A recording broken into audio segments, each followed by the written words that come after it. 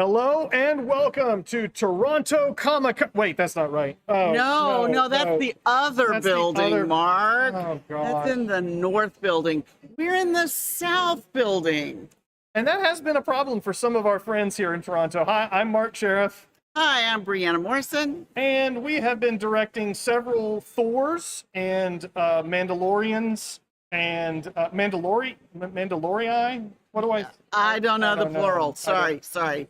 But quite a few of them have ended up coming up the elevator into the South Hall and start looking around very confused. And then they walk over to the registration desk and say, hi, here's my QR code. Is this where I get my tickets? And it's pretty easy for us at the registration desk to say, nope, not where you want to be. Well, my favorite part is when they say, how do you know I'm with Comic-Con? I'm like, well, the cape gives it away. Or the horns. Or the horns. I mean, the only people we see wearing horns are Manuel and Alvaro. Exactly.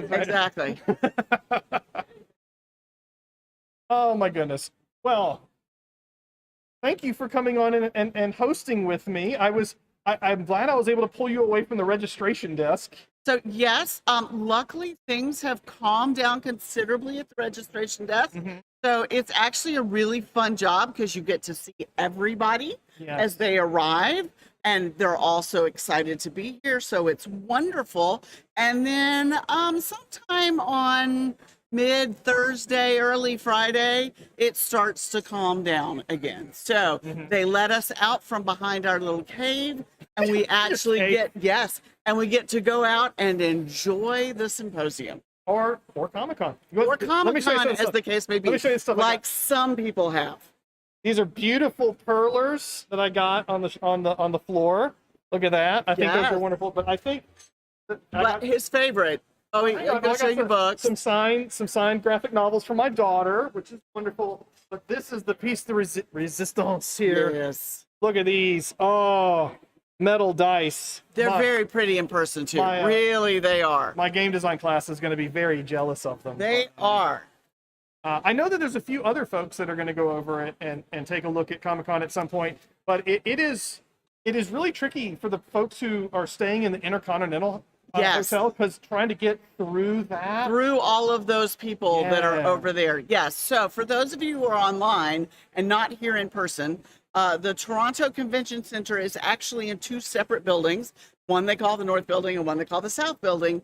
And they're not exactly as joined as you would think they would be. No. Well, they're railroad track from each other, right? Right. Yeah. Yes. So, so the funny part for us is when we're directing people on how to get to Comic-Con, we go up those escalators there and look for the guy in the big eye costume, and he'll direct you where to go. Yes, exactly. So, but for folks who are still here and hanging out with us here, let's talk about what's coming up in the next session. So, coming up on the Friday afternoon sessions, we have posters going. I forgot to put posters on the syllabus before. Oh. You know what happens when you leave something off the syllabus? Students are always going to point it out to you. So we got mistakes. We got that taken care of. Some great sessions coming up this afternoon. Building capacity among Black CS educators looks fantastic. Teaching cybersecurity looks fantastic. I mean, they all look fantastic. Oh, yeah. Don't forget about the Zybooks and GitHub supporter sessions. We are thankful for our supporters, and very much so. Please support them. Absolutely. And if you're at home, you can still support just by going to the links or by emailing them and saying, hey, can you send me more information? I promise you they are more than willing to help out. Another thing this is for future SIGCSEs, future technical symposiums, during registration, there's a checkbox. Yes. Or do you want us to give your email away to other people? Look, we all get too much email, but... Yeah, so there's really there's several checkboxes, but there are two specific checkboxes that deal with emails. The first one is the one that says, do you give us permission to give your email address to the supporters so they can send you no more than 2 emails? One they're allowed to send before the symposium, and one they send after the symposium. That's it. Just 2 from each one. Then the second checkbox is for ACM to give out your email, and quite frankly, even I opt out of that one, so don't worry about that. Yeah. But that's one of the things our supporters look for is how engaged is the community and do they get value for their dollar. So we appreciate very much in the future if you make sure that you do that. Tonight, there's some stuff going on, particularly also for virtual folks can take part in, whether it's the business meeting or the steering committee meeting, which we'll talk about in just 1 second. If you are here, our friends over at the Puzzle Booth, which is right over there, are holding a game night tonight. First ever Game night.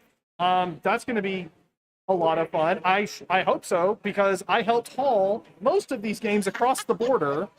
My good friend Robbie Hott, when we carpooled it up from Charlottesville, Virginia, he's like, I have 2 suitcases. The one that has my clothes in it, and this big one that has all the board games. So, but we got it all across the border. They didn't make us open it up and check for illegal things, I guess. But quickly tomorrow morning, because we will have technical sessions tomorrow morning before the next episode. Yeah, so remember, if you've been to technical symposiums in the past, the Saturday morning lineup has changed once again. So we start in the morning at 8 a.m. with the technical sessions and panels, which includes nifty assignments. Everyone always wants to know when nifty assignments are. First thing on Saturday morning. You got to get up for it. Yep, got to get up for it. And I have 8 here. I think it's actually 8:30. I think you're right. I think I fat fingered that when I was typing this in. So Okay. just bear that in mind. Then we will have the break at 9:45 where we're gonna. I mean, I don't want to count the next episode when we still have a lot of stuff to talk about here. But if you're interested in Portland, that'll be tomorrow 9:45. We'll be talking about that. That's the last one, right? The closing plenary. Yeah. The last coffee talk. Well, I can't do that. Coffee talk. I can't do Coffee talk. So for those of you that don't know, our event planning company, DL Plan, who, by the way, awesome. We can never say enough wonderful things about DL Plan. If you've had a chance to work with any of them, Stacy, Larry, all of them, they're based out of Atlantic City, and so they were like, "Where are we gonna put your coffee booth?" And I'm like, "I can't." No. It's the coffee talk. Yeah, I can't do it. But let's talk about the 2 events taking place tonight. Okay. The business meeting and the steering committee. Now, you've been on the board. I have been on. I am a past SIGCSE board member. And so the business meeting is our one in-person meeting a year that we get to have with all of our community members. So it's where the board will report out all the things that they have accomplished from the last year. So it's a great place to catch up on everything that's going, because while they meet year round, and trust me, they meet year round, and you can always get to the minutes of their meetings, nobody ever does that. So this is the place where you come once a year to catch up. Don't tell Manuel that. He puts it on the website. I know. So just that. So, but then after the board meeting, which will be streamed live, by the way, so everyone who's online, tune in, you too can find out what's going on. But immediately after that, we have the first ever feedback session for the Technical Symposium Steering Committee. And here to help us talk about that is the chair of the Technical Symposium Steering Committee, Michelle Craig from the University of Toronto. Hooray. Hey, so hello. I want to say, first of all, welcome to Toronto for those that are in person, and welcome to Toronto virtually for the people that are watching the Coffee Break online. It's special to me since this is my town, and it's really fun to show people Toronto.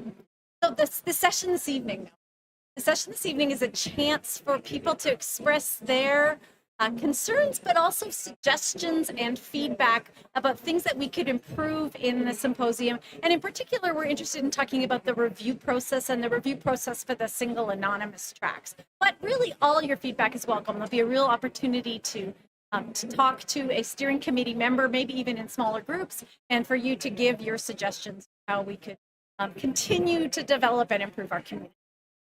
So I know in the past, when we've been planning the symposium itself, we've often worked, I say we as those of us who have been in like symposium chair roles, have worked with the board. So how does the steering committee kind of step into that role? What? Yeah, how did it come to be? How did it evolve?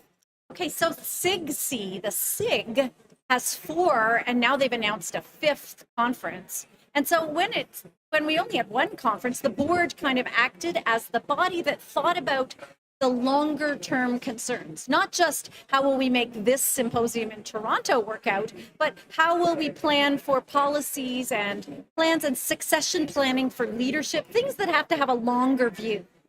And then when we started up more conferences, we felt that we needed a steering committee for some of them, but the board continued to steer the flagship symposium. And now we've realized that we really need a separate body to think longer term about the symposium so that the board can get on with some other more pressing board overarching work. Because IDSE and ICER have had steering committees for a while now. So have y'all taken some pointers from them? Yeah, in some ways. So I served on the IDSE steering committee for quite a few years. So there you go. So that was part of why I think they asked me to be on the symposium steering. Who else is on the symposium steering committee? So there's a representative from the board that's currently Adrian Decker. And then there's Sarah Heckman, Steve Wolfman, Alvaro Mong, and me. And so all the other four have been symposium chairs. They've done that big job. And I've never done that job, but I made the mistake of leaving the meeting briefly in the inaugural meeting, and I came back, and guess what? I was the chair. That'll learn you. So how often does the steering committee meet, and what are you concerned with? Like, what a typical agenda look like? Okay, so the steering committee meets supposedly once a month. It's more like once every 3 weeks for about an hour and a half, maybe 2 hours. It's a lot of work, and we do work in between. Mostly the agenda has some crisis items for like somebody needs an answer for this. And unfortunately, it's usually the easy things get solved without us. But then a big piece of what we do is look at succession leadership planning. So we're looking at who's going to be the leader of the symposium in 2027, about 2025, and how do we make sure that we have enough people taking the junior roles in the program and that conference leadership so that they're ready to be responsible. Right now, we're already talking about the locations for 2027, so we're thinking further ahead than the immediate committees are thinking about the symposium that they're planning, not the bigger, longer term picture. And how long are your terms? Our terms are 3 years. I think it's a bit odd because we just started 2 years ago. So in order to get them staggered, right, they're not all the same. My term finishes at the end of June, and I'm the first one done. So then other people will still be on. Is that the trade? You have to be chair, but we'll let you go first. Yeah, maybe. I have a sabbatical, so I said I won't do it over my sabbatical. I said I would maybe come back if they want me after my sabbatical's over, but not continue through that time. So certainly one thing that, particularly for our online friends, and something the steering committee was thinking about is future hybrid. Absolutely. I mean, and it's a big question, right? And you know, that's something that's a conversation between the board and the steering committee and the conference chairs. Right. So hybrid is hard. It's a hard decision because we really want this conference to be accessible, and hybrid makes it more accessible to people who, for whatever reasons, can't or are unwilling, often can't travel. And so to not have hybrid will be a hard decision if we decide to go that way. It will be really hard. And our hybrid experience team, like the guys working that, they have worked so hard to try to make this work. And it's a hard problem to get right. And Kristen and Della and her team have worked super hard. And we're so proud of how hard they've worked. But it's a hard problem. And the platforms are really expensive. So it's added a lot of expense to this symposium. And difficult. The platforms are difficult too. And things have gone wrong, like the closed captioning on earlier this week. It was working perfectly until just shortly before that thing. And then it all fell apart at the moment of. And there's been other things that have been, they seem to be fine. And then in the moment of we teach, right? We know that the technology works perfect, and then the class starts and it falls apart. Everyone who's ever done a live demo knows what can go wrong. Yes. Yeah. We sure do. So the trade-offs, right? They still have to face the hard decision of what we're going to do in the future. And that's where this being in the steering committee is hard, because the decisions will not make everyone happy. No, they never do. They never do. But you have to balance not only accessibility, but the future health of the conference, finances, and there's all these variables. Of course, we want everyone to be able to participate in every way that we can. But well, if it's helpful to know, the projections for every technical symposium have been off since 2020. Yeah, that's Right? So, Yeah. So the expectation would be here in Toronto that it would be 50-50, right? So that we would be 50% online and 50% in person. And that's turned out to be not even close to true. It's more like 85+% in person. So there's a lot more people here, which we are thrilled to see. And I think everybody was just clamoring for that back to that in-person experience.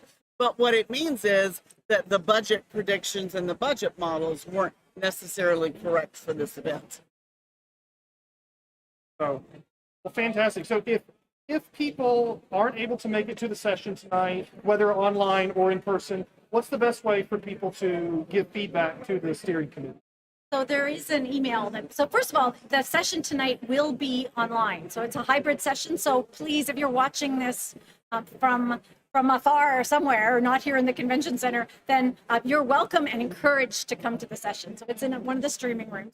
But if you are watching this and you know you're not free at 10 after 6, or you think of something afterwards, there's an email on the SIGCSE site. I don't even remember it exactly what it is, TS feedback steering or something that comes to us.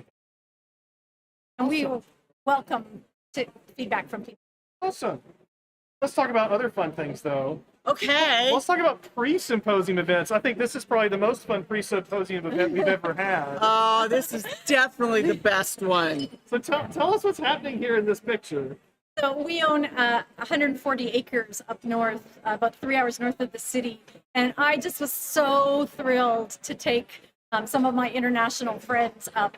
And you can sort of barely see it in the bottom of that picture, but we have to haul our gear in on toboggans over the snow. And I got to show them beaver ponds and tracks and snowshoes. And we couldn't make maple syrup because the sap in the tank was frozen. We had enough sap, and then it was a solid block. Yes, so as many of you here in the U.S., especially on the East Coast, might know, it hasn't been a particularly cold winter. And it hasn't been, not a lot of snow or anything. And so Michelle was so excited and wanted to show us all the beautiful snow-covered landscape that she ordered perhaps a little too much snow right before we came, to the point that my flight into Toronto was diverted to Detroit. Yes, because of the snowfall. No, she made it in time to go up north. There's the But I flew in last Friday, and we circled for 20 minutes in the air before the pilot came on and said, "Oh no, we're about to run out of fuel. We're diverting to Detroit." So once you were in Detroit, then we sat on the ground for 4 hours and waited for another pilot because, of course, one timed out. So then we got back on a plane and I flew. I was afraid you. And that's where I got my toboggan. No. Like some sort of Iditarod heading up to... Okay, so I barely made it the trek in as it was. Yeah. No way I was making it from Detroit. Sorry, that's it. Brianna, you snowshoed 2 kilometers. 2 kilometers. I was so proud of you. You were awesome.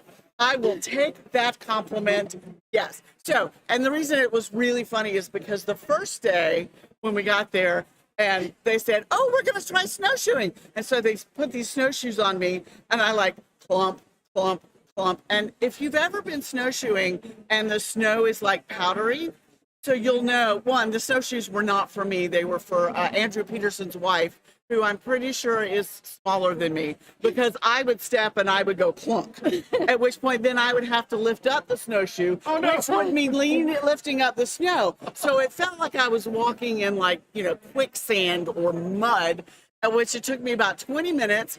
And I was like, "Okay, y'all go to the beaver pond. I'm going to sit on the dock. Thank you very much. I've had all I want." But then we got up the next day and they said, "Oh, you should try it again today." I'm like, "All right, I'm game for this." So we tried on the snowshoes, and it had gotten really cold the night before, so it was nice and a crusty layer on top. And then I could snowshoe. And it was just like walking, at which point I went, "Oh, I could do this. This is awesome. Piece of cake." And so we go, and they take me to the beaver pond, and then they take us on the way all this way, and then they say, "Okay, now we're going to take this toboggan trail to go back." The toboggan trail was not crusty. It's what I can tell you. So yeah, so they were like, we're going to give you that real snowshoeing experience, whether you want it or not. But you made it back. I did. And what did you have afterwards on the dock? Oh, I had a Canadian cider. Canadian cider sitting on the dock, watching the snow, and it was exquisite. I highly recommend. So Yes. now you get to go back to our nice, wet Virginia winter, where Yes. we've had a few dustings, and much to the chagrin of my 8-year-olds. Yes, no I know. Actual, real No actual snow. real snow, and it's getting a little late in the season No, because the okay. trees are budding. So the thing about Virginia is we get snow on SIGCSE week. It never fails. And sure enough, on Sunday, Monday, right before we left, it started snowing in Yes, Charlottesville. my husband told me that. He It said, wasn't so much, but I mean we've had trees down because like on SIGCSE week. That's just when we get snow in Virginia. well, you did not tell me that when I was interviewing you. I did not. No. Okay, now I have to write it down in my calendar that come 60 week, we're going to get snow. It says the That's person what I from need. like Omaha. Yeah, I mean, Omaha. come Yeah, on. I know. Exactly. So Exactly. Anyway, thank you so much for joining. Thank you for hosting us in your beautiful city. Steve was here yesterday, extolling the virtues of Toronto culture and everything, and so it's great to be. I mean, even if international was a 10-hour drive, and that's all it was, it's really cool to be outside of the usual places that the conference goes. Well, it's great to have you here in Toronto. And thank you for all your service to the Indeed. technical Oh my steering gosh. committee. It's a symposium steering committee. So we very much appreciate it because we know How that hard this those- organization doesn't run without the volunteers. No, it does not. So And the questions that get put before you are not easy, just as you said. And so having steady hands at the wheel. I mean, Sarah and Alvaro and Steve, Yeah. they are also fantastic people. Sarah will be on the show tomorrow. Maybe I'll cancel before she comes on. But, you will not. I will not let you. no. But they're, There's they're, my registration, buddy. they're so wonderful. And so we're in good hands. Yes. We're in good hands. Thank Okay. you. Thank you. Oh, that's fun. So much cool stuff.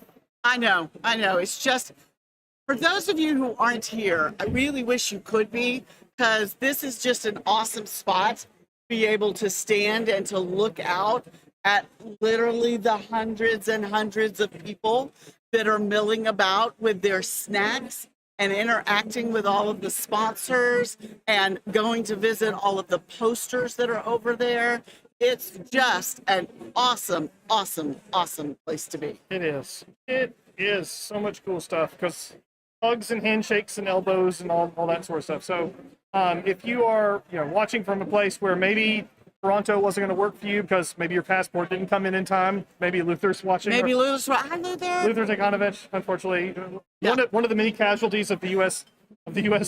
passport office before Toronto.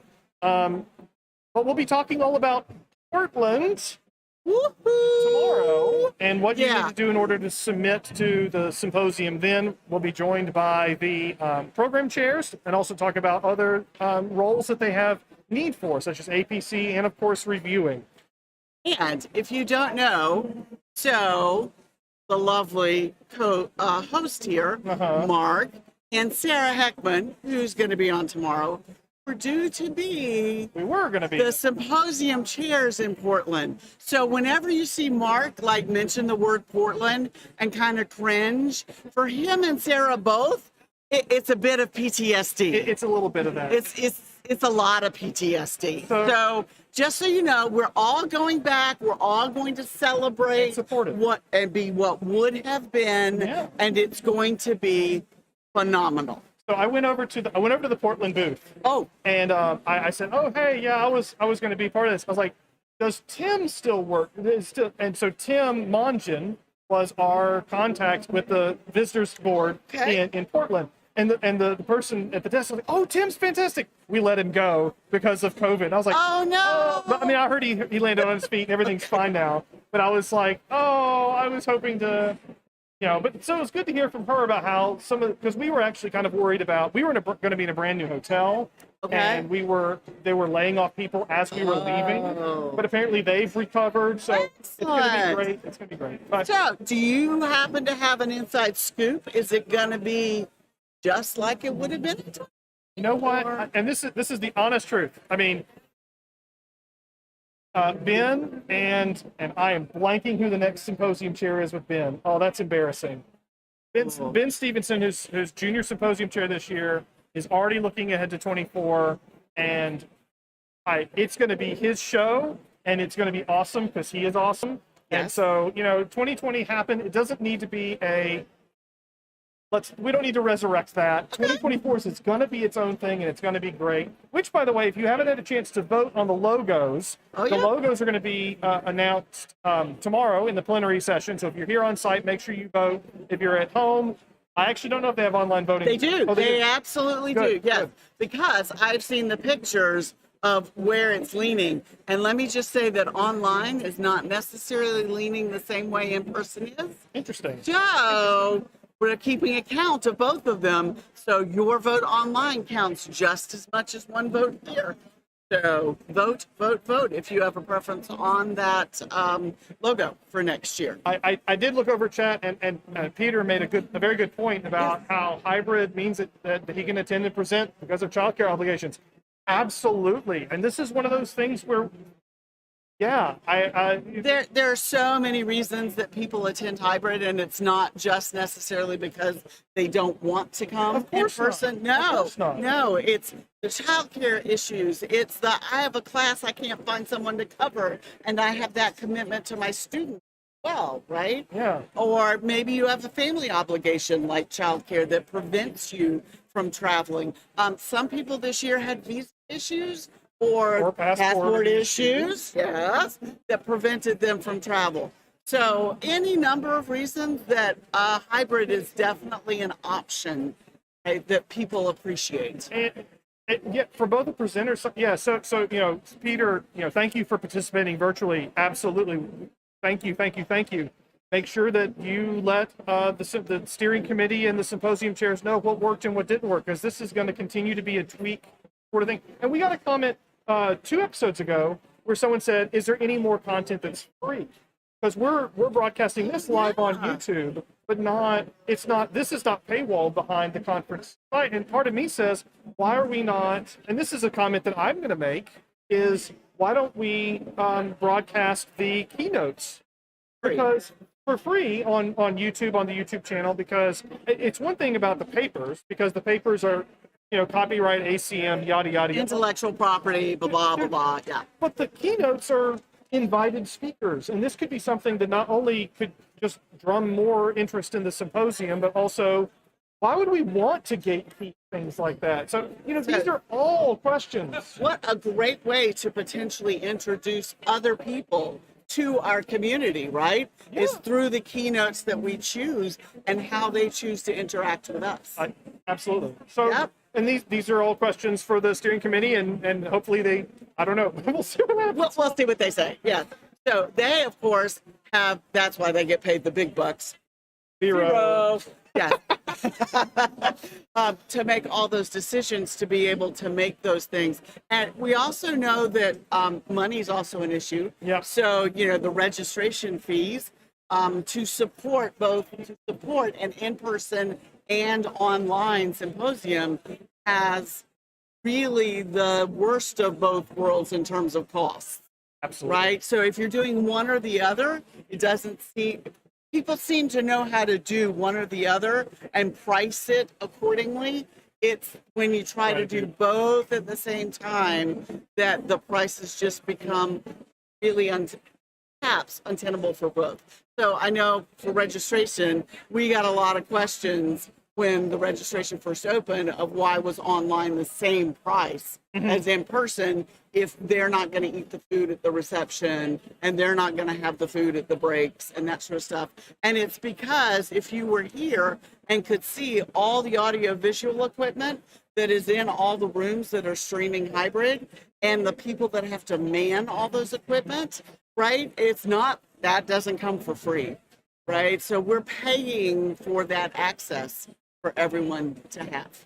And it's a conversation that is going to keep going on in our community. So once again, the business meeting tonight at 5:10, if you have thoughts about that, if you have big feelings, as my kids teacher would say, and actually as I now say to my classes, Do you have big feelings about this test I'm about to give you? Yeah. Yeah, they do. They do. Most of them do. 5:10 for the business meeting, 6:10 Eastern time for the steering committee, small group. However, these are going to be worked out with virtually. Yeah. But, Yep. Exactly. Come learn a lot. So I'll also put in a plug if you're online or in person for the Saturday table talks.